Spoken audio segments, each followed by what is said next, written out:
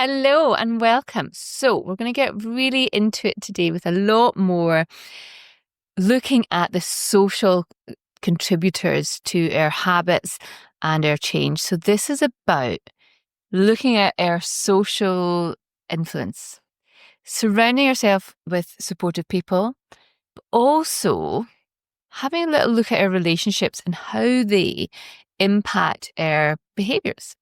So we're going to focus on the most powerful force that you can think about.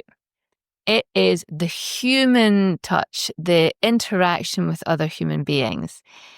It's about who you spend your time with, who you talk to, and who you allow into your life, because these things can profoundly impact who you become.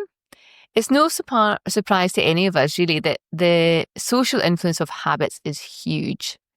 Relationships, both personal, professional, these play a major role in our growth, challenges, and our progress. So your social environment, I've talked lots about changing your environment in terms of not having bad things in the house, putting your trainers by the side of the bed, about all these systems that we put in place in order to make our habits easier to carry out. Our social environment is a whole new different one, and that I wanted to take some time really thinking about, because it is a powerful factor. So research in social psychology has shown that we are strongly influenced by the people around us. And people often bandy around the idea you become the average of the 5 people you hang around with.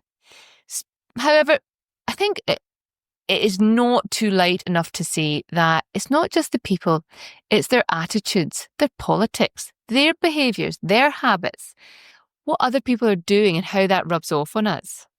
So it can work for or against us, depending on who we choose to hang around with. So if you surround yourself with people who prioritise health, fitness, productivity, it's more likely that they will have that rub-on effect with you and you'll adopt similar habits.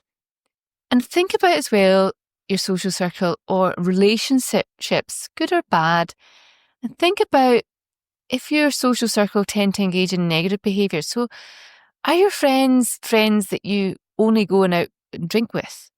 Are your friends people who get together to whinge about their partners or whinge about their work? If these negative behaviours and these unhealthy coping mechanisms, if they influence you, they influence your habits too. So what I want to do is for you to foster good accountability and positive reinforcements. I want you to make the most of positive social environments. So it's important to foster accountability and create positive reinforcements with your relationships. I want you to find or think about a really supportive accountability partner. One of your friends who sometimes is a bit energetic, but pulls you up. One of the most effective ways to stay committed to your habit is to have someone who checks in on you. A lot of the time in my health coaching work, that is me. I do that for my clients. I check in your progress. I encourage you. I look to see what other aspects of your life is perhaps pulling you down or holding you back. But day to day, this could be a friend. It can be a family member. It can be a colleague who shares the same goals as you or wants to support you. There's lots of really old work, but still incredibly important work. If you look back to Carnegie's How to Win Friends and Influence People, people love to feel important and valued. And that's why when you're around people who make you feel good, you have a positive feeling about them. So I want you to enlist friends who make you feel good. I want you to become the friend who makes other people feel good too. So by enlisting someone to hold you accountable, you're providing them with a way to feel involved in your success as well. So look about creating that network of friends or that one-on-one relationship where you've got real positives for both sides of the party. Celebrating small wins together with your friends. So positive reinforcement is crucial. It's crucial for that sustaining motivation. So when you or a friend does something well, God, I'm so impressed by that, or you really make me so proud. Share it with your partner, share it with your accountability partner, celebrate these small wins. No matter how minor they might feel to you, I want you to create that reinforcement. If you're someone who said, God, well done, I'm so pleased with you, that accountability partner will feed back and give you that positive reinforcement too. It creates a cycle of reinforcement where success feels rewarding and you share it. But it doesn't just happen. You've got to create a system of regular check-ins. So communicating through a WhatsApp group, support systems helps you keep on track. It also gets you out of those barrier moments where it's a bit cold, it's a bit wet, it's a bit not suiting me, I don't feel it going. And you have a little group chat saying, come on, see you down there. And you just think, yeah, I'll just go. So these simple little weekly check-ins where you're discussing positive things and ways to improve encourages others to talk about themselves, encourages you to talk about yourself, and it encourages you to talk about progress. And that is what we're learning. So in giving positive reinforcement and taking positive reinforcement from people who fill your cup, you build stronger connections to these people too, and you share in their growth process. So it's important to be there for each other. Accountability is a two-way street. If you want to offer other people support, make sure you're the level of support that they need too. Carnegie would say the importance of showing genuine interest in others as being a real source of positivity. That mutual exchange creates strong bonds. But think about it and see if you can be that person. So your actionable tip for today is to find your accountability partner. And it might be that you've got a little smattering of them. So it might be that you've told a couple of people about what you're going to do. And then when they ask you how you're going, you say, I'm really good. I've been doing this podcast. I've been doing this where I'm checking in every day and I'm making changes to my habits. I've got a habit journal.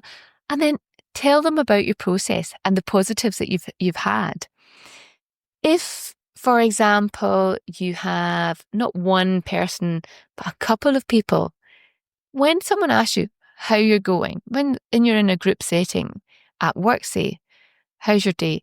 If your response is, I'm really tired. God, my life's really busy. I've hurt my back. Oh my God, my life is tricky and I'm so busy and there's just not enough time.